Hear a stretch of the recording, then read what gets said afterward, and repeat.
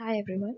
So last കുറച്ച് വീഡിയോസിലായിട്ട് നമ്മൾ സിലബസിനെ പറ്റിയും എങ്ങനെയാണ് പഠിക്കുന്നതിനെ പറ്റിയും അതുപോലെ തന്നെ കോച്ചിങ്ങിനെ പറ്റിയും സെൽഫ് പ്രിപ്പറേഷനെ പറ്റിയും അങ്ങനത്തെ കുറച്ച് ഡീറ്റെയിൽസ് ഒക്കെ പറഞ്ഞു. അപ്പോൾ എങ്ങനെയാണ് പഠിക്കേണ്ടത് എന്ന് നമുക്ക് എല്ലാവർക്കും കുറച്ച് ധാരണയുണ്ട്. ഇനി നമ്മൾ എയിം ചെയ്യാൻ പോകുന്നത് എന്താണ് പഠിക്കേണ്ടത് അതിനെ പറ്റിയാണ്. എവിടെ നിന്നാണ് പഠിക്കേണ്ടത്, എന്താണ് പഠിക്കേണ്ടത്.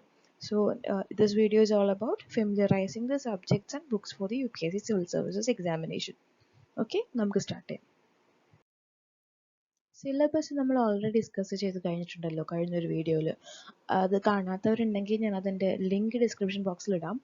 ആ വീഡിയോ കണ്ടിട്ട് ഈ വീഡിയോ കാണുകയാണെങ്കിൽ കുറച്ചും കൂടെ നന്നായിട്ട് മനസ്സിലാക്കാൻ പറ്റുമെന്ന് ഞാൻ വിചാരിക്കുന്നു. അതുകൊണ്ടാണ് അത് കാണാൻ സജസ്റ്റ് ചെയ്യുന്നത്. അപ്പോൾ അതിൽ ഞാൻ ഈച്ച് പേസസും അതുപോലെ തന്നെ ഓവറോൾ എക്സാമിൻ്റെ ഒരു പാറ്റേണും സ്ട്രക്ചറൊക്കെ ആ വീഡിയോയിൽ കവർ ചെയ്തിട്ടുണ്ട്. അതുകൊണ്ടാണ് പറഞ്ഞത്. So I hope you all know ഇതാണ് നമ്മുടെ എക്സാം. അതായത് റിട്ടേൺ എക്സാമിന് 2 phases ആണ് ഇതൊക്കെ, പ്രിലിമിനറി മെയിൻസും. അപ്പോൾ അതിൻ്റെ പേപ്പേഴ്സും സബ്ജക്ട്സിനെ പറ്റിയാണ് നമ്മൾ ഈ വീഡിയോയിൽ ത്രൂ ഔട്ട് ഡിസ്കസ് ചെയ്യാൻ പോകുന്നത്. പിന്നെ എല്ലാവർക്കും അറിയുന്ന പോലെ തന്നെ മെയിൻസിനെയും പ്രിലിംസിനെയും സെപ്പറേറ്റ് ആയിട്ട് കണ്ട് പ്രിപ്പറേഷൻ ചെയ്യേണ്ട അതൊരു നല്ല സ്ട്രാറ്റജി അല്ല. കാരണം എന്താണെന്ന് പറയുക എല്ലാ പ്രിലിംസിൻ്റെ എല്ലാ സബ്ജക്ട്സും മെയിൻസിൻ്റെ സബ്ജക്റ്റാണ്. ഓക്കെ, സോ നമ്മൾ മെയിൻസിന് പഠിക്കുമ്പോൾ രണ്ടും, അതായത് മെയിൻസിനാണ് നമ്മൾ ഡയറക്റ്റ് പ്രിപ്പയർ ചെയ്യേണ്ടത്, അല്ലാണ്ട് പ്രിലിംസിന് സെപ്പറേറ്റ് ആയിട്ട് പ്രിപ്പയർ ചെയ്യേണ്ട ആവശ്യമില്ല. മെയിൻസിന് പഠിക്കുമ്പോൾ ഓൾറെഡി പ്രിലിംസ് നമ്മൾ പഠിച്ച് കഴിഞ്ഞിരിക്കും. പക്ഷേ പഠിക്കുന്ന ഒരു രീതിയിലുള്ള ഒരു വ്യത്യാസം മാത്രമേ ഇത് തമ്മിലുള്ളൂ. മെയിൻസ് സബ്ജക്റ്റീവ് പേപ്പർ ആയതുകൊണ്ടും പ്രിലിംസ് ഒബ്ജക്റ്റീവ് പേപ്പർ ആയതുകൊണ്ടും അതിൻ്റേതായിട്ടുള്ള വ്യത്യാസങ്ങളുണ്ട്. പക്ഷെ നമ്മൾ പഠിക്കുന്ന കാര്യങ്ങൾ രണ്ടിനും സെയിം ആണ്. ഓക്കെ, ആക്ച്വലി മെയിൻസിന് കുറച്ച് എക്സ്ട്രാ പേപ്പേഴ്സ് ഉണ്ട്, പക്ഷെ പ്രിലിംസിൻ്റെ എല്ലാ പേപ്പേഴ്സും മെയിൻസിലും ഉണ്ട്. So always study for mains examination, do not study for prelims alone. പ്രിലിംസിന് മാത്രമായിട്ട് നമ്മൾ പഠിക്കുക അവസാനത്തെ 2 മാസമൊക്കെ ആയിരിക്കും. കാരണം മെയിൻസിൻ്റെ സിലബസ് നല്ലപോലെ കവർ ചെയ്ത് കഴിഞ്ഞാൽ പിന്നെ പ്രിലിംസിന് പഠിക്കാൻ 1 മാസം 2 മാസം തന്നെ മതിയാവും നമുക്ക്. കാരണം നമുക്ക് ജസ്റ്റ് ബ്രഷ് അപ്പ് ചെയ്താൽ മതി പോയിന്റ്സ് എല്ലാം. ഓക്കെ, അപ്പോൾ നമുക്ക് മെയിൻസ് എക്സാമിൻ്റെ പേപ്പേഴ്സ് നോക്കാം. ആൻഡ് ഐ വുഡ് റെക്കമെൻഡ് നമ്മുടെ കയ്യിലൊരു സിലബസിൻ്റെ കോപ്പി ഉണ്ടെങ്കിൽ അല്ലെങ്കിൽ PDF ഉണ്ടെങ്കിൽ ഈ വീഡിയോൻ്റെ ഒപ്പം ത്രൂ ഔട്ട് നമ്മൾ കയ്യിൽ ഇങ്ങനെ നോക്കുകയാണെങ്കിൽ ഡയറക്റ്റ് നമുക്ക് പെട്ടെന്ന് കണക്ട് ചെയ്ത് വായിക്കാൻ പറ്റും. So if you have that syllabus with you, അതല്ലെങ്കിൽ ആ സിലബസിൻ്റെ ലിങ്ക് ഡൗൺലോഡ് ചെയ്യാനുള്ള ലിങ്ക് ഞാൻ ഡിസ്ക്രിപ്ഷൻ ബോക്സിലിടാം. ഡൗൺലോഡ് ചെയ്തിട്ടാണെങ്കിലും അതല്ലെങ്കിൽ ഓൺലൈനായിട്ടാണെങ്കിലും നിങ്ങൾക്ക് ചെക്ക് ചെയ്യാം. ഓക്കെ, സോ എല്ലാവർക്കും അറിയാമെന്ന് വിചാരിക്കുന്നു, മെയിൻസ് എന്ന് പറയുന്നത് ഒരു കാൻഡിഡേറ്റിൻ്റെ, അതായത് എങ്ങനെ അവരുടെ ഇൻ്റലിജൻസും അവരുടെ എന്താ പറയുക അക്കാദമിക് എക്സ്പെർട്ടീസും ഒക്കെ മെഷർ ചെയ്യാനായിട്ട് ആണ് മെയിൻസ് എക്സാമിനേഷൻ നടത്തുന്നത്. അതിൽ നമ്മുടെ ഇൻ്റലക്ച്വൽ ലെവലും അതുപോലെ തന്നെ കോൺസെപ്റ്റിൻ്റെ ക്ലാരിറ്റിയും അണ്ടർസ്റ്റാൻഡിങ്ങും നമുക്ക് ഓരോ കാര്യങ്ങളും നമുക്ക് എങ്ങനെ പ്രസൻറ്റ് ചെയ്യാൻ പറ്റുന്നു അങ്ങനത്തെ കാര്യങ്ങളൊക്കെയാണ് മെയിൻസിൽ നോക്കുക. കാരണം റിട്ടേൺ എക്സാം ആണല്ലോ, നമ്മുടെ ഒരു ക്വസ്റ്റ്യൻ കിട്ടിയത് നമ്മൾ അതിനെങ്ങനെ ഫ്രെയിം ചെയ്ത് അതിൻ്റെ ഏറ്റവും നല്ല ആൻസർ എഴുതുന്നു. അപ്പോൾ അതൊക്കെയാണ് ഇവിടെ മെയിൻസിൽ ടെസ്റ്റ് ചെയ്യുന്നത്. ഓക്കെ, മെയിൻസിൽ ടോട്ടൽ 9 പേപ്പേഴ്സ് ഉണ്ട്. അതിൽ 2 ക്വാളിഫയിങ് പേപ്പറാണ്. ഓക്കെ, അതിൽ ഫസ്റ്റ് ക്വാളിഫയിങ് പേപ്പറാണ് മോഡേൺ ഇന്ത്യൻ ലാംഗ്വേജ്. സോ ഇതിൽ ടെസ്റ്റ് ചെയ്യുന്നത് എന്താണെന്ന് വെച്ചാൽ നമ്മുടെ മലയാളം നമുക്ക് എടുക്കാം ഈ സബ്ജക്റ്റായിട്ട്.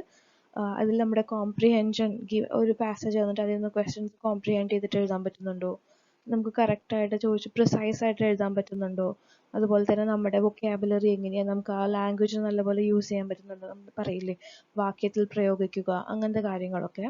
പിന്നെ ഉപന്യാസം അത് എഴുതാൻ പറ്റും, അങ്ങനത്തെ ക്വസ്റ്റ്യൻസ് ഉണ്ടാവും. അതുപോലെ തന്നെ ഇംഗ്ലീഷിൽ തന്നിട്ട് മലയാളത്തിലേക്ക് കൺവേർട്ട് ചെയ്യുക, അതുപോലെ തന്നെ മലയാളത്തിലുള്ളത് ഇംഗ്ലീഷിലേക്ക് ട്രാൻസ്ലേറ്റ് ചെയ്യുക, അങ്ങനത്തെ ക്വസ്റ്റ്യൻസും ഉണ്ടാവും. അപ്പോൾ ഇതൊക്കെയാണ് ഓവറോൾ ആയിട്ട് പേപ്പർ A ആയിട്ടുള്ള മോഡേൺ ഇന്ത്യൻ ലാംഗ്വേജ്. ഞാൻ മലയാളം എടുത്തു പറയുന്നത് കാരണം നമ്മൾ ഒരുവിധം എല്ലാവരും മലയാളം തന്നെയായിരിക്കും ചൂസ് ചെയ്യുന്നു എന്ന് വിചാരിച്ചിട്ടാണ്. എല്ലാ ലാംഗ്വേജ് പേപ്പർ ആണെങ്കിലും ഇത് ഗ്രാമർ ക്വസ്റ്റ്യൻസ് ഉണ്ടാവും, അതുപോലെ തന്നെ ഞാൻ പറഞ്ഞല്ലോ ഉപന്യാസം ഉണ്ടാവും, പിന്നെ വാക്കിൽ പ്രയോഗിക്കുക, പിന്നെ പരിവർത്തനം, അങ്ങനത്തെ കാര്യങ്ങളൊക്കെയാണ് പേപ്പർ 1 ആയിട്ടുള്ള മോഡേൺ ഇന്ത്യൻ ലാംഗ്വേജിൽ ഉണ്ടാവുക. പേപ്പർ 1 അല്ല, സോറി, പേപ്പർ A. പിന്നെ രണ്ടാമത്തെയാണ് paper B. Paper B English ആയിരിക്കും. അതിലും ഇതേപോലെ തന്നെ സെയിം ആണ്, സിലബസ് സെയിം ആണ്. അതായത് കോംപ്രിഹെൻഷൻ നോക്കും, പ്രിസൈസ് റൈറ്റിംഗ് നോക്കും, വൊക്കാബുലറി നോക്കും, അതായത് ഈ വേർഡിൻ്റെ മീനിങ് വരുന്ന അല്ലെങ്കിൽ ഓപ്പോസിറ്റ് എന്താണ്, ആൻറ്റോണിംസ്, സിനോണിംസ്, അങ്ങനത്തെ ക്വസ്റ്റ്യൻസ് ഒക്കെ ഉണ്ടാവും. ഓക്കെ, അതിൻ്റെ ഞാൻ ഓവറോൾ ക്വസ്റ്റ്യൻ പേപ്പേഴ്സ് ഡൗൺലോഡ് ചെയ്യാനുള്ള ലിങ്ക് ഡിസ്ക്രിപ്ഷൻ ബോക്സിൽ ഇടാം കേട്ടോ. നിങ്ങൾക്ക് ഡൗൺലോഡ് ചെയ്തിട്ട് നോക്കുമ്പോൾ മനസ്സിലാവും.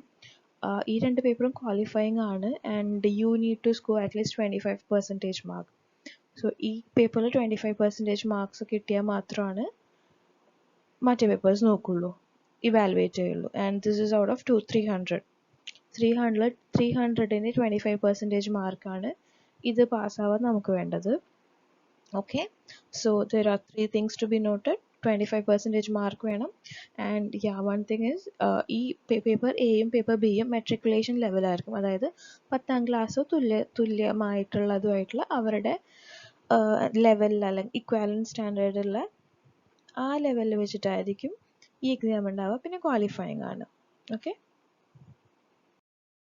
ഇനി അങ്ങോട്ടുള്ള എല്ലാ പേപ്പേഴ്സും വളരെ ക്രൂഷ്യലാണ്. കാരണം ഇറ്റ്സ് ഓൾ മെറിറ്റോറിയസ് ആൻഡ് അത് നമ്മുടെ റാങ്കിങ് തീരുമാനിക്കുന്ന പേപ്പറാണ്. നമ്മൾ ഫൈനൽ റാങ്ക് ലിസ്റ്റിലുണ്ടോ, നമ്മൾ ടോപ്പ് 10 ടോപ്പ് 100 അതൊക്കെ തീരുമാനിക്കുന്ന പേപ്പറാണ് ഇനി അങ്ങോട്ടുള്ള എല്ലാ പേപ്പേഴ്സും. അതിൽ വളരെ ഇമ്പോർട്ടൻ്റ് ആയിട്ടുള്ളൊരു പേപ്പറാണ് എസ് എ. കാരണം എസ് എ എന്ന് പറയുന്നത് നമുക്ക് വേറൊരാളുടെ എസ് എയും നമ്മുടെ എസ് എയും സിമിലർ ആവാനുള്ള പ്രോബബിലിറ്റി ഈസ് വെരി ലെസ്. അതുകൊണ്ട് തന്നെ നമ്മുടെ യുണീക്നെസ്സും നമ്മുടെ ഒരു പേഴ്സണാലിറ്റി ട്രേറ്റ്സ് ഉണ്ടല്ലോ, അതൊക്കെ എക്സാമിനറിന് കാണിച്ചു കൊടുക്കാൻ പറ്റുന്ന ഒരു വളരെ നല്ലൊരു പേപ്പറാണ് എസ് എ. ആൻഡ് നമ്മളിപ്പോൾ നല്ല അറേഞ്ച് ചെയ്തിട്ട് വെൽ ഓർഡേർഡ് ആയിട്ടും എഫക്റ്റീവായിട്ടും എക്സാക്റ്റ് എക്സ്പ്രഷനൊക്കെയാണ് കൊടുക്കുന്നതെങ്കിലുണ്ടല്ലോ, നമുക്ക് നല്ലപോലെ സ്കോർ ചെയ്യാനും റാങ്ക് ലിസ്റ്റിൽ നല്ല ഒരു ഉയർന്ന റാങ്ക് കിട്ടാനും നമുക്ക് ഇൻഫ്ലുവൻസ് ചെയ്യാൻ പറ്റുന്ന ഒരു പേപ്പറാണ് എസ് എ പേപ്പർ. എസ് എയിൽ ശ്രദ്ധിക്കേണ്ടത് 3 കാര്യം, അല്ലെങ്കിൽ എസ് എനെ പറ്റി പറയാൻ ആകെ 3 കാര്യമേ ഉള്ളൂ. ഒന്നാമത്തെ കാര്യം, നമുക്ക് 2 എസ് ആണ് എഴുതേണ്ടത്. Each one should be of 1000 to 1200, അതായത് 1000 തൊട്ട് 1200 വരെ ആണ് വേർഡ് ലിമിറ്റ് ഉള്ളത്. And we have to stick to the word limit. പിന്നെയെന്ന് പറഞ്ഞാൽ നമുക്ക് നമ്മുടെ ലാംഗ്വേജ്, നമ്മൾ ഏത് ലാംഗ്വേജിലാണ് എഴുതുന്നത് അല്ലെങ്കിൽ ഏത് മീഡിയത്തിലാണ് എഴുതുന്നത് നമുക്കത് ചൂസ് ചെയ്യാൻ പറ്റും. ആൻഡ് നമുക്ക് 2 എസ് എഴുതുന്നത് നമുക്ക് ഇഷ്ടമുള്ള എസ് അല്ല. 8 ടോപ്പിക്സ് തന്നിട്ടുണ്ടാവും. അതായത് സെക്ഷൻ 1ഉം സെക്ഷൻ 2ഉം ആയിട്ട് 8 ടോപ്പിക്സ് ഉണ്ടാവും. അതിൽ നിന്ന് നമ്മൾ 2 എസ് ആണ് എഴുതേണ്ടത്. ഓക്കെ, ആൻഡ് 250 മാർക്സ് ആണ്, അതായത് 125 ഈച്ച്. നല്ല മാർക്ക് കിട്ടുകയാണെങ്കിൽ നമ്മുടെ റാങ്കിങ് നല്ലപോലെ ഉയരാൻ വളരെയധികം സാധ്യതയുള്ള പേപ്പറാണ് എസ് എ പേപ്പർ. പിന്നെ ഇതൊരു 2019 മെയിൻസ് എക്സാമിൻ്റെ എസ് എ ക്വസ്റ്റ്യൻ പേപ്പറാണ്. So you can see section A ഉണ്ട്, സെക്ഷൻ ബി ഉണ്ട്. Total 8 questions. നമുക്ക് ഇഷ്ടമുള്ള ഏതെങ്കിലും 2 ക്വസ്റ്റ്യൻസ് നമുക്ക് ചൂസ് ചെയ്യാം, എഴുതാൻ പറ്റും. ഓക്കെ, ഇതിൻ്റെ ലിങ്ക് ഞാൻ ഡിസ്ക്രിപ്ഷൻ ബോക്സിൽ ഇടാം. ഓക്കെ, ഇനി പേപ്പർ 2നെ പറ്റി പറയാം. അതായത് ജനറൽ സ്റ്റഡീസ് പേപ്പർ 1. ഇതൊരു എന്താ പറയുക, ഇതിൽ വരുന്നത് 3 ഇമ്പോർട്ടൻറ്റ് ആസ്പെക്ട്സ് ആണ്. First one is Indian heritage and culture, അല്ലെങ്കിൽ നമ്മളെപ്പോഴും പറയുന്ന പോലെ തന്നെ ആർട്ട് ആൻഡ് കൾച്ചർ. രണ്ടാമത്തെ വരുന്നത് history and geography of the world. ഇതിൽ ഹിസ്റ്ററി ഓഫ് ദ വേൾഡ് ഉണ്ട്, ജോഗ്രഫി ഓഫ് ദ വേൾഡ് ഉണ്ട്. അതായത് ഇതിൽ ഇന്ത്യൻ ഹിസ്റ്ററിയും ഇന്ത്യൻ ജോഗ്രഫിയും ഇൻക്ലൂഡഡ് ആണ് കേട്ടോ. പിന്നെ വരുന്നതാണ് ഇന്ത്യൻ സൊസൈറ്റി. ഇത് മൂന്നുമാണ് ജനറൽ സ്റ്റഡീസ് പേപ്പറിൻ്റെ കോർ എന്ന് പറയാം നമുക്ക് വേണമെങ്കിൽ. ആൻഡ് ക്വസ്റ്റ്യൻസ് വരാണെങ്കിൽ 20 ക്വസ്റ്റ്യൻസ് ഈക്വലായിട്ട് ഡിസ്ട്രിബ്യൂട്ട് ചെയ്തിട്ടായിരിക്കും വരിക ഈച്ച് സെക്ഷനിൽ നിന്നും. ഓക്കെ, ഇനി ഇത് 250 മാർക്സിനാണ്. ആൻഡ് ഇത് നമ്മുടെ ബുക്ക് ലിസ്റ്റ് പറയുന്നതിന് മുമ്പായിട്ട് നമുക്ക് സബ്ജക്ട്സിനെ ഒന്ന് പരിചയപ്പെടാം. ഓക്കെ, ഫസ്റ്റ് വരുന്നതാണ് ഇന്ത്യൻ ഹെറിറ്റേജ് ആൻഡ് കൾച്ചർ, അതല്ലെങ്കിൽ ആർട്ട് ആൻഡ് കൾച്ചർ നമുക്ക് വേണമെങ്കിൽ ചുരുക്കി പറയാം. ഇതിൽ നമ്മൾ ഇന്ത്യനെ പറ്റി പറയുകയാണെങ്കിൽ കൾച്ചറലി ആണെങ്കിലും ഹെറിറ്റേജ് വൈസ് ആണെങ്കിലും വളരെ റിച്ച് ആയിട്ടുള്ള, അല്ലെങ്കിൽ ഡൈവേഴ്സും ആണ് റിച്ചും ആണ് നമ്മുടെ ഇന്ത്യൻ കൾച്ചർ അല്ലേ. അപ്പോൾ അതിനെപ്പറ്റി കൂടുതൽ, അതിൻ്റെ ഇപ്പോൾ മ്യൂസിക് ആണെങ്കിലും ഡ്രാമയാണെങ്കിലും പിന്നെന്താ പറയുക, ഡാൻസ് ആണെങ്കിലും അതുപോലെ തന്നെ ആർക്കിടെക്ചർ ആണെങ്കിലും പെയിൻറ്റിങ്സ് ആണെങ്കിലും അതിലൊക്കെ വളരെ ഡൈവേഴ്സിറ്റിയും നമ്മുടെ യൂണിറ്റി ആൻഡ് ഡൈവേഴ്സിറ്റി കാണിക്കുന്ന, അല്ലെങ്കിൽ ഇൻക്രെഡിബിൾ ഇന്ത്യ എന്നൊക്കെ നമ്മൾ കണ്ടിട്ടില്ലേ, അതൊക്കെ നമുക്ക് കാണിക്കുന്ന ഒരു ആസ്പെക്റ്റാണ് Indian heritage and culture. And it is very, നമ്മുടെ നാടിൻ്റെ കൾച്ചർ അറിയുന്നത് ഇത്ര ഇമ്പോർട്ടൻ്റ് ആയതുകൊണ്ട് തന്നെ ഈ പേപ്പർ റീസെൻ്റ്ലി നല്ല ഒരുപാട് ഇമ്പോർട്ടൻസ് ഉള്ള പേപ്പറാണ്, അല്ലെങ്കിൽ സബ്ജക്റ്റാണ്. നമുക്ക് ഇത് പഠിക്കാൻ വേണ്ടിയിട്ട് നമുക്ക് ഏതൊക്കെ യൂസ് ചെയ്യാമെന്നറിയോ? തമിഴ്നാടില്ലേ, തമിഴ്നാടിൻ്റെ +1 and +2ൻ്റെ ടെക്സ്റ്റ് ബുക്സ് ഉണ്ട്. ഹിസ്റ്ററി ടെക്സ്റ്റ് ബുക്സിൽ ഇന്ത്യൻ ഹെറിറ്റേജ് ആൻഡ് കൾച്ചർ നമുക്ക് നല്ലപോലെ എക്സ്പ്ലെയിൻ ചെയ്തിട്ടുണ്ട്, അതൊരു സോഴ്സായിട്ട് എടുക്കാം. പിന്നെ മേജറായിട്ട് എല്ലാവരും ഫോളോ ചെയ്യുന്ന ഒരു സോഴ്സാണ് നിതിൻ സിംഘാനിയ. നിതിൻ സിംഘാനിയൻ്റെ ഒരു ബുക്ക് ഉണ്ട് മെഗ്രോ ഹിൽ പബ്ലിക്കേഷൻസിൻ്റെ. ആ ബുക്ക് നല്ല എല്ലാം സെക്ഷൻ ആയിട്ട് നല്ലപോലെ കവർ ചെയ്തിട്ടുണ്ട്. And it is very interesting to read also. കുറേ പിക്ചേഴ്സൊക്കെ ആയിട്ട് നമുക്ക് അങ്ങനെ ബോറടിക്കുന്ന ഒരു സബ്ജക്റ്റാണ്, പക്ഷെ എന്നിരുന്നാൽ കൂടെ നല്ലപോലെ നമുക്ക് ഇൻട്രസ്റ്റിംഗ് ആയിട്ട് കവർ ചെയ്യാൻ പറ്റുന്ന ഒരു ബുക്കാണ് നിതിൻ സിംഘാനിയ. പിന്നെയുള്ളത് നമ്മുടെ സ്റ്റേറ്റിൻ്റെ കൾച്ചറൽ വെബ്സൈറ്റ് ഉണ്ട്.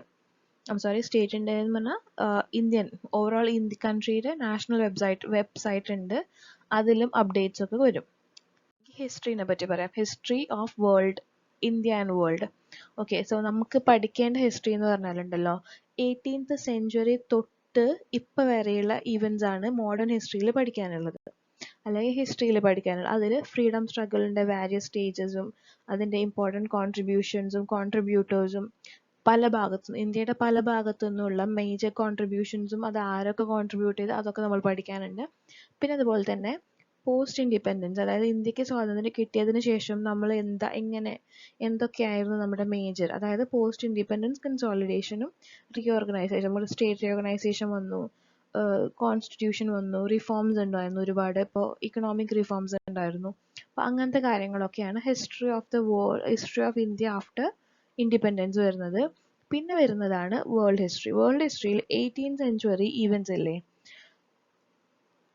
18th സെഞ്ച്വറി തൊട്ടുള്ള ഇവൻറ്റ്സ് ആണ് വേൾഡ് ഹിസ്റ്ററിയിൽ ഇൻക്ലൂഡ്. അതായത് നമ്മുടെ ഫ്രഞ്ച് റെവല്യൂഷൻ, വേൾഡ് വാർസ് വരും, പിന്നെ എന്താ പറയുക കോൾഡ് വാർ വരും, പിന്നെ ഇൻഡസ്ട്രിയൽ റെവല്യൂഷൻ, അങ്ങനത്തെ കാര്യങ്ങളൊക്കെയാണ് വേൾഡ് ഹിസ്റ്ററിയിൽ വരുന്നത്. ഓക്കെ, അത് പഠിക്കാൻ വേണ്ടിയിട്ട് ഇപ്പോൾ ഹിസ്റ്ററി പഠിക്കാൻ വേണ്ടിയിട്ട് NCERTs ഉണ്ട്, ഓൾഡ് NCERTs ഇല്ലേ, അത് വളരെ നല്ലൊരു സോഴ്സാണ്. കാരണം അത് ഇപ്പോഴത്തെ പോലെയല്ല, സിലബസ് കട്ട് ഷോർട്ട് ചെയ്തിട്ടില്ല, വളരെ ഡീറ്റെയിൽ ആയിട്ട് എക്സ്പ്ലെയിൻ ചെയ്തിട്ടുള്ളതാണ് ഓൾഡ് NCERTs. ഇപ്പോൾ ബിപിൻ റോമില താപ്പാറിൻ്റെ ഏൻഷ്യൻ്റ് ആണെങ്കിലും ബിപിൻ ചന്ദ്രയുടെ ബുക്സ് ആണെങ്കിലൊക്കെ it is very good to read. പിന്നെ എന്ന് പറഞ്ഞാൽ ഇപ്പോൾ പ്രിലിംസ് ഓറിയൻറ്റഡ് ആയിട്ട് പഠിക്കുകയാണെങ്കിൽ സ്പെക്ട്രം പബ്ലിക്കേഷൻസിൻ്റെ ഒരു ബുക്ക് ഉണ്ട്. അത് നമുക്ക് വളരെ പ്രിസൈസ് ആയിട്ട് ജസ്റ്റ് അതിലിപ്പോൾ നോട്ട്സ് ഒന്നും ഉണ്ടാക്കാൻ പറ്റില്ല, കാരണം എല്ലാ ഡീറ്റെയിൽസും പഠിക്കണം എന്നുള്ള പോലെയാണ് നമുക്ക് ആ ബുക്ക് വായിക്കാൻ പറ്റുക. സ്പെക്ട്രത്തിൻ്റെ ബുക്ക് നല്ലതാണ് പ്രിലിംസ് ഓറിയൻറ്റഡ് ആയിട്ട്. ഇനിയിപ്പോൾ നമുക്ക് ഈ ഹെറിറ്റേജിലും കൾച്ചറിലൊക്കെ ഉണ്ടല്ലോ, മിഡീവൽ കൾച്ചറും അതുപോലെ തന്നെ ബുദ്ധിസ്റ്റ് കൾച്ചറൊക്കെ പറയുമ്പോൾ നമുക്ക് അതിനെപ്പറ്റി കൂടുതൽ അറിയാൻ വേണ്ടിയിട്ട്, അപ്പോൾ ഏൻഷ്യൻ്റ് ആണെങ്കിൽ ഇപ്പോൾ മൗര്യൻ ആർക്കിടെക്ചറൊക്കെ പറയുമ്പോൾ, അല്ലെങ്കിൽ മൗര്യൻസിൻ്റെ ഡീറ്റെയിൽസ് പഠിക്കാൻ വേണ്ടിയിട്ട് നമുക്ക് വേണമെങ്കിൽ RS ശർമ്മയുടെ ബുക്ക് എടുക്കാം. പക്ഷെ അതൊക്കെ ഓപ്ഷണലാണ്. NCERT വെച്ചിട്ട് നമുക്ക് നല്ലപോലെ കവർ ചെയ്യാൻ പറ്റുന്നുണ്ട്, ആൻസേഴ്സ് സോൾവ് ചെയ്യാൻ പറ്റുന്നുണ്ടെങ്കിൽ അതിന് മതി. പക്ഷെ നമുക്ക് കുറച്ചും കൂടി ഡീപ്പായിട്ട് പോകണം, കുറച്ച് ക്ലിയർ ആയിട്ട് മനസ്സിലാക്കാൻ നല്ലപോലെ എഴുതാൻ പറ്റുന്നൊക്കെ ആണെങ്കിൽ RS ശർമ്മയുടെ ഏൻഷ്യൻ്റ് ഹിസ്റ്ററി ബുക്ക് ഉണ്ട്. അതുപോലെ തന്നെ സതീഷ് ചന്ദ്രയുടെ മെഡീവൽ ഹിസ്റ്ററി ഉണ്ട്. പിന്നെ ബിപിൻ ചന്ദ്രയുടെ മോഡേൺ ഹിസ്റ്ററി ഉണ്ട്. ഓൾസോ വേൾഡ് ഹിസ്റ്ററി പഠിക്കാനാണെങ്കിൽ അർജുൻ ദേവിൻ്റെ ഒരു ബുക്ക് ഉണ്ട്, അത് നല്ലൊരു ബുക്കാണ്. സോ ഇതൊക്കെയാണ് ഹിസ്റ്ററീൻ്റെ സോഴ്സസ്. ഇനി നമുക്ക് ജോഗ്രഫിയിലേക്ക് വരാം. ജോഗ്രഫി എന്ന് പറയുമ്പോൾ നമുക്ക് വളരെ ഇപ്പോൾ ഭയങ്കര ഡൈനാമിക് ആയിട്ട് വരുന്നൊരു സബ്ജക്റ്റാണ് ജോഗ്രഫി. ഒരുപാട് കറണ്ട് അഫെയർസ്, പിന്നെ അതുപോലെ തന്നെ മാപ്പ് ബേസ്ഡ് ക്വസ്റ്റ്യൻസ് ആണ് ജോഗ്രഫിയിൽ അധികമായിട്ട് ഇപ്പോൾ കാണുന്നത്. കോൺസെപ്റ്റ് ബേസ്ഡ് ക്വസ്റ്റ്യൻസും ഉണ്ട്, പക്ഷെ എന്നാലും മാപ്പ് ബേസ്ഡ് ക്വസ്റ്റ്യൻസിന് കുറച്ചും കൂടെ വെയിറ്റേജ് കൂടുതലാണ്. പക്ഷെ നമുക്കത് അങ്ങനെ അപ്ട്രൈഡായിട്ട് പറയാൻ പറ്റില്ല, കാരണം എപ്പോൾ വേണമെങ്കിലും UPSC അവരുടെ പാറ്റേൺ ചേഞ്ച് ചെയ്യാം. എങ്ങനെ ചോദിക്കുന്നു എന്നൊക്കെ ഉള്ളത് അവർ ഭയങ്കര അൺപ്രഡിക്റ്റബിൾ ആണല്ലോ, നമുക്ക് ഒരിക്കലും ഒരു പാറ്റേൺ ഫോളോ ചെയ്യുന്നുണ്ടെന്ന് പറയാൻ പറ്റില്ല. So any time it can change.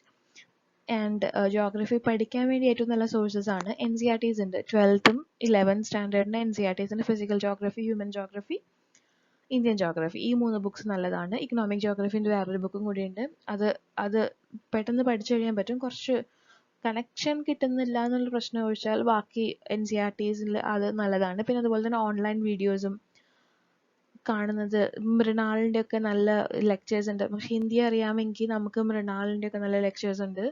അതുപോലെ തന്നെ അമിത് സെൻഗുപ്ത എന്ന് പറഞ്ഞ നല്ലൊരു എഡ്യൂക്കേറ്റർ ഉണ്ട്, അവരുടെ വീഡിയോസും കാണാം. പിന്നെ എന്ന് പറഞ്ഞാൽ GC ലിയോങ്, ഗോച്ചിങ് ലിയോങ്ങിൻ്റെ സർട്ടിഫിക്കറ്റ് ടു ജോഗ്രഫി അങ്ങനെ എന്തോ പേരുള്ള ഒരു ബുക്ക് ഉണ്ട്. അതിൽ ക്ലൈമാറ്റിക് റീജിയൻസിൻ്റെ ആ ഒരു ഭാഗം, ആ ക്ലൈമറ്റ് പഠിക്കാനൊക്കെ GC ലിയോങ് ആണ് നല്ലൊരു സോഴ്സ്. പിന്നെ എക്സ്ട്രാ റീഡിങ് വേണമെങ്കിൽ നമുക്ക് സഫീസ് അല്ല എന്ന് നമുക്ക് തോന്നുകയാണെങ്കിൽ മാജിദ് ഹുസൈൻ്റെ ബുക്ക് വായിക്കാനും പോവാം. പക്ഷെ അതൊക്കെ മാജിദ് ഹുസൈൻ ഒരു ഓപ്ഷണലായിട്ട് എടുക്കാം, കാരണം അത്ര ഡെപ്തിൽ പോകേണ്ട ആവശ്യമുണ്ട് എനിക്ക് പലപ്പോഴും തോന്നിയിട്ടില്ല. പക്ഷെ അത് അപ് ടു യു ആണ്, നമുക്ക് എത്ര നമ്മുടെ ഒരു പേഴ്സണൽ സാറ്റിസ്ഫാക്ഷൻ കിട്ടുന്ന വരെയാണല്ലോ നമ്മൾ വായിക്കുക. ആൻഡ് ഞാൻ ലാസ്റ്റ് വീഡിയോയിൽ പറഞ്ഞ പോലെ ഒരുപാട് ബുക്സ് വായിക്കുന്നതിനേക്കാളും നല്ലത് വായിച്ചതിൽ കോൺസെപ്റ്റ് വൈസും അതുപോലെ തന്നെ കണ്ടന്റ് വൈസും നമ്മൾ സ്ട്രോങ് ആക്കി വെക്കുന്നതായിരിക്കും ഏറ്റവും നല്ലത്. ആൻഡ് ഇന്ത്യൻ സൊസൈറ്റിയിൽ മെയിനായിട്ട് പറയുന്നത് എന്താണെന്നറിയോ? ഇന്ത്യൻ സൊസൈറ്റി നമ്മുടെ ഇപ്പോൾ വിമൻ്റെ റോള്, വിമൻ എംപവർമെൻറ്റ് റിലേറ്റഡ് ആയിട്ടുള്ളത്, അതുപോലെ തന്നെ പോവേർട്ടി റിലേറ്റഡ് ആയിട്ടുള്ളത്, അർബണൈസേഷൻ റിലേറ്റഡ് ആയിട്ടുള്ളത്, പിന്നെ എന്താ പറയുക ഗ്ലോബലൈസേഷൻ,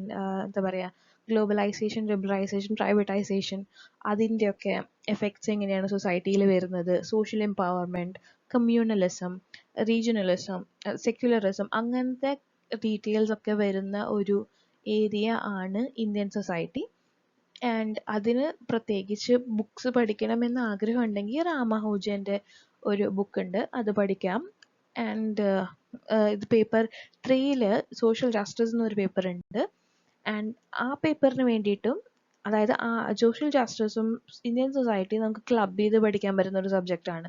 ആൻഡ് രണ്ടിനും രാമാനുജൻ്റെ ബുക്കാണ് നമ്മൾ യൂഷ്വലി പ്രിസ്ക്രൈബ് ചെയ്തിട്ടുള്ളത്, അല്ലെങ്കിൽ നമുക്ക് പറയാം എല്ലാവരും പറയുന്നത് രാമാനുജൻ്റെ ബുക്കാണ്. ഓക്കെ, സോ ഇത് നമുക്ക് അല്ലാതെയും നമുക്ക് അറ്റംപ്റ്റ് ചെയ്യാൻ പറ്റുന്ന ക്വസ്റ്റ്യൻസ് ആണ്. പക്ഷേ ഒരു എന്താ പറയുക, കുറച്ചും കൂടെ ഒരു ക്രെഡിബിലിറ്റി ഉള്ള ഒരു ആൻസർ എന്ന് പറയാൻ വേണ്ടിയിട്ട് ഈ ബുക്കൊക്കെ പഠിക്കുക, നമുക്ക് കുറച്ച് കീ ടേംസ് ഒക്കെ കിട്ടുമല്ലോ. നമ്മളല്ലാതെയും നമുക്ക് എഴുതാൻ പറ്റുന്ന ആൻസേഴ്സ് ആയിരിക്കും, പക്ഷേ ഇതിൽ നമുക്ക് കുറച്ച് ക്യാച്ച് പോയിന്റ്സ് ഉണ്ടാവും. അങ്ങനത്തെ പോയിന്റ്സ് ഒക്കെ കിട്ടാൻ വേണ്ടിയിട്ട് ഒരു ബുക്ക് റെഫർ ചെയ്യുന്നതും നല്ലതാണ്. Okay, so overall GS paper 1 3 subjects ആണുള്ളത്, അല്ലെങ്കിൽ 3 പറയാം നമുക്ക്. History, geography, Indian society. ഹിസ്റ്ററിയിൽ തന്നെ ആർട്ട് ആൻഡ് കൾച്ചർ ഉണ്ട്, അതുപോലെ തന്നെ 18th സെഞ്ച്വറിക്ക് ശേഷമുള്ള ഇവൻറ്റ്സ് ഉണ്ട്. ഇതൊക്കെയാണ് ജനറൽ സ്റ്റഡീസ് 1, പിന്നെ ഓഫ് കോഴ്സ് ഇന്ത്യൻ സൊസൈറ്റി.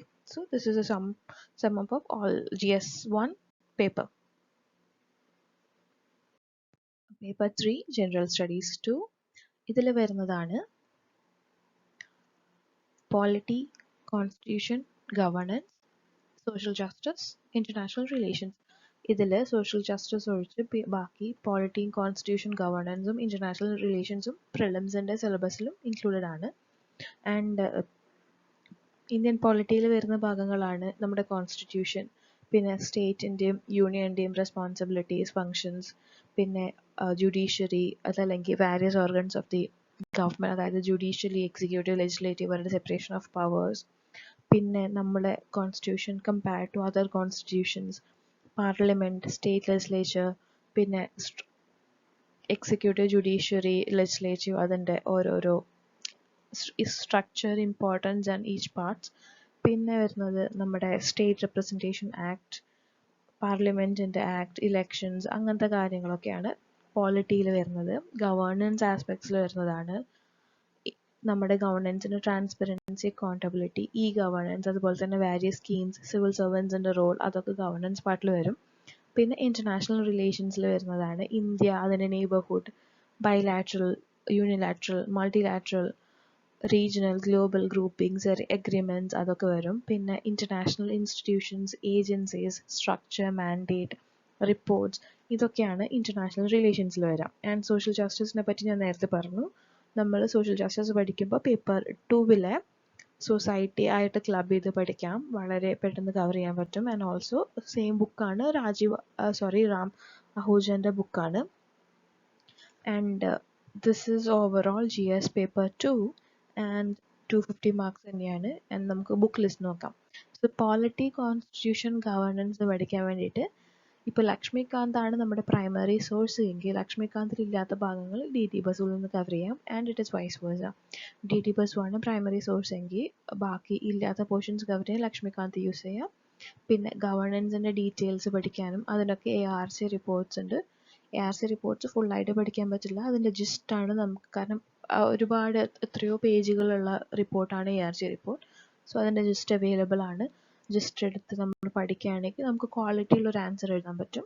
അതുപോലെ തന്നെ ഇൻ്റർനാഷണൽ റിലേഷൻസ് ആണെങ്കിലും ഗവേണൻസ് ആസ്പെക്റ്റീവ് ആണെങ്കിലും കറണ്ട് അഫയേഴ്സിന് വളരെ ഇമ്പോർട്ടൻ്റ്. കാരണം സുപ്രീം കോടതി ജഡ്ജ്മെൻറ്റ്സും അതുപോലെ തന്നെ പുതിയ ആക്ട്സും ബില്ലും ഒക്കെ വരുമ്പോൾ നമുക്കത് ഡൈനാമിക് പോർഷൻ കൊണ്ട് മാത്രമേ കവർ ചെയ്യാൻ പറ്റത്തുള്ളൂ. സോ കറണ്ട് അഫയേഴ്സിന് ഒരുപാട് ഇമ്പോർട്ടൻസ് ഉള്ള ഒരു പേപ്പറാണ് GS2. അതാണ് ഓവറോൾ പേപ്പറിൻ്റെ സ്ട്രക്ചർ. പേപ്പർ 4 GS3 നമുക്ക് ഒരുപാട് സബ്സെക്ഷൻസ് ഉണ്ട് പറയാനായിട്ട്. അതിൽ പ്രധാനമായിട്ട് വരുന്നതാണ് economic development, science and technology, environment and ecology, security, disaster management. Okay, so ഇക്കോണമിയിൽ തന്നെ അഗ്രികൾച്ചറിൻ്റെ ഒരു ആസ്പെക്ട് വരുന്നുണ്ട്, ഇൻഡസ്ട്രീസിൻ്റെ ഒരു ആസ്പെക്ട്, അതായത് ഇക്കണോമിക് ജോഗ്രഫീൻ്റെ ഒരു ആസ്പെക്ട് വരുന്നുണ്ട്. പിന്നെ സോഷ്യോ ഇക്കണോമിക് ഡെവലപ്മെൻറ്റിൻ്റെ അണ്ടറിൽ ചെയ്യുന്ന എല്ലാതും ഇതിൽ ഇൻക്ലൂഡഡ് ആണ് കേട്ടോ. Like Indian economy issues, planning, resources, growth, development, employment, inclusive growth, അതുപോലെ തന്നെ budgeting, fiscal policy, monetary policy, financial sector, external sector, exchange rate, പിന്നെ മ്യൂച്വൽ ഫണ്ട്സ്, ബാങ്കിങ് റിലേറ്റഡ് അങ്ങനത്തെ കാര്യങ്ങളൊക്കെ ഇക്കണോമിയുടെ അടിയിൽ വരുന്നതാണ്. പിന്നെ മെയിനായിട്ട് വരുന്നത് നമ്മുടെ ഇപ്പോൾ മാർക്കറ്റ് സ്റ്റെബിലൈസേഷൻ സ്കീം, അല്ലെങ്കിൽ minimum support prices, public distribution system, നമ്മുടെ റേഷൻ ഷോപ്പൊക്കെ ഉണ്ടല്ലോ, അതൊക്കെ അതിൽ വരുന്ന ഇപ്പോൾ അവർ എടുക്കുന്ന ഒബ്ജക്റ്റീവ്സും അവരുടെ ഫങ്ഷൻസും ലിമിറ്റേഷൻസും ഒക്കെ ഇക്കണോമിക് ഡെവലപ്മെൻറ്റിൻ്റെ ആസ്പെക്ട്സ് ആണ്. അതൊക്കെ നമുക്ക് സിലബസിൽ ഇൻക്ലൂഡഡ് ആണ്. Just go through the syllabus, നമുക്ക് ഇതിനൊപ്പം തന്നെ കേൾക്കുമ്പോൾ തന്നെ മനസ്സിലാവും. പിന്നെ രണ്ടാമത് പറയാനുള്ള കാര്യമാണ് science and technology. Science and technology ഇപ്പോൾ പ്രസൻറ്റ് സിനാറിയോയിൽ വളരെയധികം ബൂമിൽ നിൽക്കുന്ന ഒരു ഏരിയ ആണല്ലോ. നമുക്ക് അത്ര ഇമ്പോർട്ടൻസ് ഉണ്ട്. അത് കാരണം നമ്മൾ ഇപ്പോൾ മേക്ക് ഇൻ ഇന്ത്യ പ്രൊമോട്ട് ചെയ്യുന്നുണ്ട്. നമ്മളെല്ലാ ഡിഫൻസിലാണെങ്കിലും നമ്മൾ എല്ലായിടത്തും ഇപ്പോൾ സ്പേസ് ടെക്നോളജി ആണെങ്കിലും നമ്മൾ കൂടുതലും ഫോക്കസ് ചെയ്യുന്നത് ഇൻഡിജിനൈസേഷൻ, അതായത് നമ്മൾ തന്നെ നിർമ്മിക്കുന്ന നമ്മുടെ മെഷീനറീസ് ആണെങ്കിലും എന്താണെങ്കിലും. അപ്പോൾ അതുകൊണ്ട് തന്നെ സയൻസ് ആൻഡ് ടെക്നോളജിക്ക് വളരെ ഇമ്പോർട്ടൻസ് ഉണ്ട്. പിന്നെ എന്ന് പറഞ്ഞാൽ ഇന്ത്യയുടെ ഇസ്രോൻ്റെ അച്ചീവ്മെൻറ്റ്സ്, ഇന്ത്യൻസിൻ്റെ അച്ചീവ്മെൻറ്റ്സ് ടെക്നോളജി ഫീൽഡിൽ, പിന്നെ അവെയർനെസ് ഉണ്ട്. നമ്മൾ IT, space, computers, robotics, nano technology, artificial intelligence, അതിൻ്റെയൊക്കെ IoTs വെരി എന്താ പറയുക ഭയങ്കര ഹോട്ട് ടോപ്പിക് ആണല്ലോ. Internet of things, big data, അങ്ങനത്തെ കാര്യങ്ങളൊക്കെ അതൊക്കെ വരുന്നതാണ് സയൻസ് ആൻഡ് ടെക്നോളജി. പക്ഷേ ഇതിൽ ഇപ്പോൾ ഡിസീസ്, ഇപ്പോൾ കൊറോണ ആണല്ലോ, കൊറോണേൻ്റെ ഇപ്പോൾ വൈറസ് റിലേറ്റഡ് ആയിട്ടാണെങ്കിലും RNA, DNA, അതൊക്കെ ജനറൽ സയൻസ് റിലേറ്റഡ് ആയിട്ടുള്ള ക്വസ്റ്റ്യൻസ് ഒക്കെ വരുന്നത് സയൻസ് ആൻഡ് ടെക്നോളജിയുടെ ബാനറിലാണ് ആക്ച്വലി. ഓക്കെ, കഴിഞ്ഞ 2 വർഷമായിട്ട് നമുക്ക് RNA റിലേറ്റഡ് ക്വസ്റ്റ്യൻസ് ഉണ്ട്. അപ്പോൾ അതൊക്കെ ഇമ്പോർട്ടൻ്റ് ആണ് നമുക്കിപ്പോൾ. എസ്പെഷ്യലി ഇപ്പോൾ വൈറസ് റിലേറ്റഡ് ആയിട്ടുള്ള ഡിസീസസ് ഒക്കെ ഉണ്ടല്ലോ, അതൊക്കെ സയൻസ് ആൻഡ് ടെക്നോളജിൻ്റെ ബയോടെക്നോളജി ആസ്പെക്റ്റിൽ വരുന്നതാണ് അതൊക്കെ. പിന്നെയുള്ളതാണ് environment and ecology. Environment and ഇക്കോളജിയിൽ നമ്മുടെ conservations, pollution related, disaster management നമുക്കിതിൽ അടിയിൽ സബ്സ്യൂം ചെയ്യാൻ പറ്റുന്നതാണ്. പിന്നെ ഇമ്പാക്റ്റ് അസസ്മെൻറ്റ്, അതുപോലത്തെ കൺവെൻഷൻസ്, പ്രോട്ടോകോൾസ്, അപ്പോൾ പറയില്ലേ Vienna convention, Kyoto protocols, Bonn convention, അങ്ങനത്തെ കാര്യങ്ങൾ. അല്ലെങ്കിൽ ഇപ്പോൾ സൈറ്റ്സ് ആണെങ്കിലും നമ്മുടെ ഇപ്പോൾ UNCCD ആണെങ്കിലും അങ്ങനത്തെ എല്ലാ കാര്യങ്ങളും, ഓരോരോ കൺവെൻഷൻസ്, COP 14, 15, 21 എന്നൊക്കെ നമ്മൾ കേട്ടിട്ടുണ്ടല്ലോ, അതൊക്കെ വരുന്നത് എൻവയൺമെൻറ്റ് ആൻഡ് ഇക്കോളജിൻ്റെ അടിയിലാണ്. പിന്നെ വേറൊരു ഇമ്പോർട്ടൻ്റ് ആയിട്ടുള്ള ആസ്പെക്റ്റാണ് സെക്യൂരിറ്റി, ഇൻറ്റേർണൽ സെക്യൂരിറ്റി. അതായത് നമ്മുടെ ഇൻറ്റേർണൽ സെക്യൂരിറ്റി നമ്മൾ നേരിടുന്ന ചാലഞ്ചസ് എന്തൊക്കെയാണ്, നമുക്ക് എങ്ങനെ അത് ഇമ്പ്രൂവ് ചെയ്യാൻ പറ്റും, cyber security, money laundering, prevention, terrorism, extremism, പിന്നെ സോഷ്യൽ മീഡിയ, ഫേക്ക് ന്യൂസിൻ്റെ ഒരു അതിപ്രസരം ഉണ്ടല്ലോ ഇപ്പോൾ, അങ്ങനത്തെ കാര്യങ്ങളൊക്കെ ഡീൽ ചെയ്യുന്നത് ഇൻറ്റേർണൽ സെക്യൂരിറ്റി ആസ്പെക്ട്സിലാണ്. ഓക്കെ, ഇതും 250 മാർക്സിനാണ്. പിന്നെ മറ്റ് സബ്ജക്ട്സിനേക്കാളും ഒരുപാട് അധികം കറണ്ട് അഫയേഴ്സിൻ്റെ ഒരു ഹോൾഡ് വേണ്ടത് നമുക്ക് GS3 കേട്ടോ. കാരണം ഇപ്പോൾ പറയുകയാണെങ്കിൽ സെക്യൂരിറ്റി ആണെങ്കിലും, ഡിസാസ്റ്റർ മാനേജ്മെൻറ്റ് ആണെങ്കിലും, സയൻസ് ആൻഡ് ടെക്നോളജി ആണെങ്കിലും, ഈവൻ ഇക്കോളജി ആണെങ്കിലും, ഇക്കണോമി ആണെങ്കിലും, എല്ലാത്തിലും സ്റ്റാറ്റിക്കിനേക്കാളും കൂടുതൽ സ്റ്റാറ്റിക് നല്ലോണം മനസ്സിലായാൽ മാത്രമേ നമുക്ക് അതിൻ്റെ കറണ്ട് അഫയേഴ്സ് അപ്ലൈ ചെയ്യാൻ പറ്റത്തുള്ളൂ.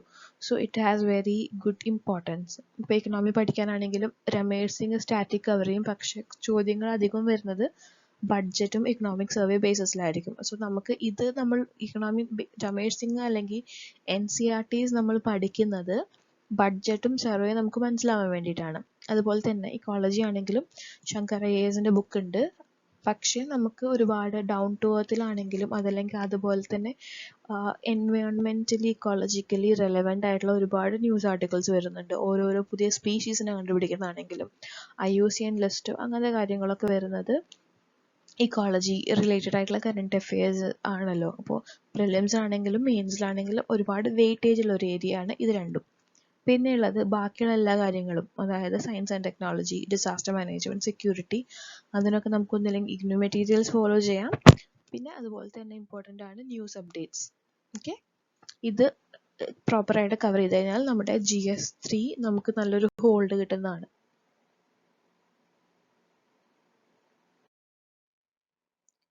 ലാസ്റ്റ് ആൻഡ് ഫൈനലി നമ്മൾ പറയാൻ പോകുന്നത് GS പേപ്പർ 4, അതായത് നമ്മുടെ ethics, integrity and aptitude paper. So ഈ പേപ്പറും essay പേപ്പറും മോർ ഓർ ലെസ് ഭയങ്കര ഇമ്പോർട്ടൻസ് ഉള്ള പേപ്പറാണ്. കാരണം പറയുകയാണെങ്കിൽ നമ്മുടെ യുണീക്നെസ് പറയുന്ന ഒരു പേപ്പറാണ്. നമ്മുടെ ഹ്യൂമൻ വാല്യൂസും മോറൽ വാല്യൂസും ഒരു റിയൽ ടൈം സിനാറിയോയിൽ നമ്മൾ എത്ര എഫക്റ്റീവായിട്ടാണ്, എത്ര എഫിഷ്യൻ്റ് ആയിട്ടാണ് ഓരോ സിറ്റുവേഷൻസും ഹാൻഡിൽ ചെയ്യുന്നത്, അതൊക്കെ എക്സാമിനറിന് മനസ്സിലാക്കി കൊടുക്കാൻ പറ്റുന്ന പ്രാപ്തിയുള്ള ഒരു പേപ്പറാണ് എത്തിക്സ് പേപ്പർ.